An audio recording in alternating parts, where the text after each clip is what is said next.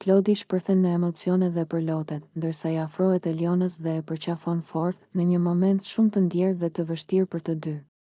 Nga mënyra si sillet dhe si flet, duket qartë se Klodi e ka marrë një vendim të rënd për zemrën e tij, duke e kuptuar se nuk do të jetë me Elionën.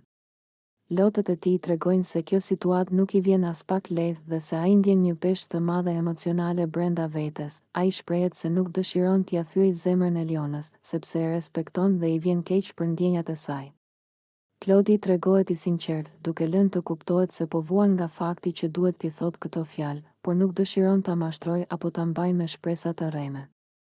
Përqafimi i tyre është i gjatë dhe i mbushur me heshtje, ku emocionet flasin më shumë se fjalët. Në mes të lotëve, Klodi i thot Elionës mos më duan, duke treguar se ndihet i hutuar dhe i ngarkuar emocionalisht, sikur nuk di si të përballet me ndjenjat e të tjerëve ndaj tij.